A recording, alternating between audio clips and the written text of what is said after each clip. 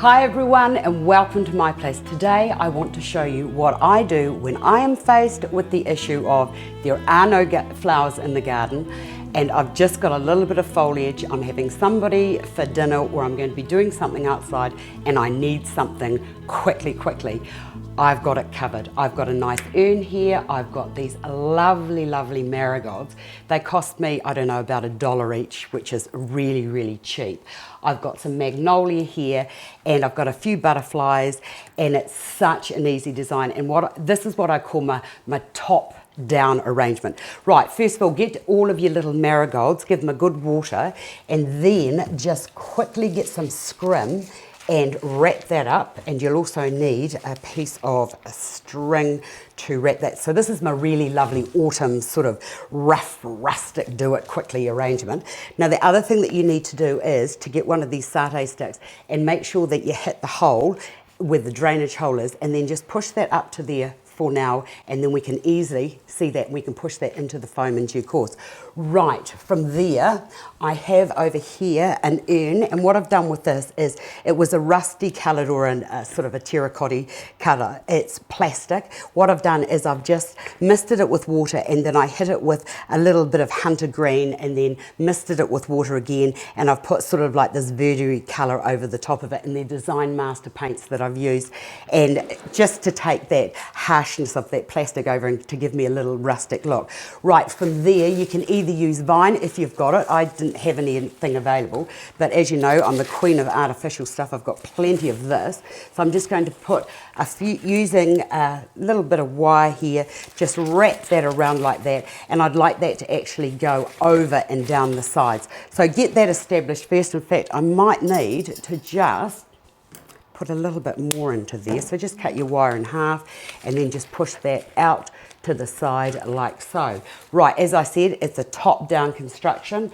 Get your flowers, your little marigolds. Oops, I forgot to do that one, but that's okay. Hopefully I can find, this is the fiddly bit because you've got to find those wee drainage holes. Just get a satay stick and just push that into there and then push that down and into there, and hopefully it will stay in location. And I must just say thank you very much to all of you who have been following me on my Facebook and for your lovely positive responses. And don't forget, if there is anything that I can help you with, please do not hesitate to drop me a line because I am here to help.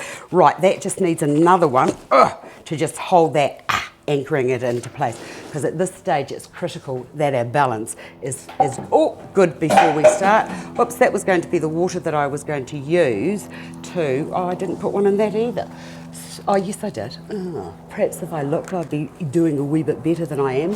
Right, so that can go into there, and I know that that's going to move, so we'll just put another one into there. Now if you've got room, you could perhaps put a fourth one in, and maybe I do, so maybe I will. So that can just sit into there like that, like so. Right, now getting the magnolia, and the reason I love using magnolia is it's such a versatile foliage and it lasts for weeks and weeks and weeks. And I love that it's got this beautiful rusty colour on the outside, which is going to reflect into there, and also it's of this family of colours up here. And then when you turn it over the other side, look at that beautiful green. Isn't it just lovely and glossy and delicious? So that's going to give us a little bit of light and some highlights. Right, get all of your foliage and slant cut all of these to round about the same length. And I might need another couple of bits. Oops, a bit rough today, everything's falling out. Right, and another bit there. Now, as I said, it's top down, so now it's just a matter of filling in the pieces around the outside.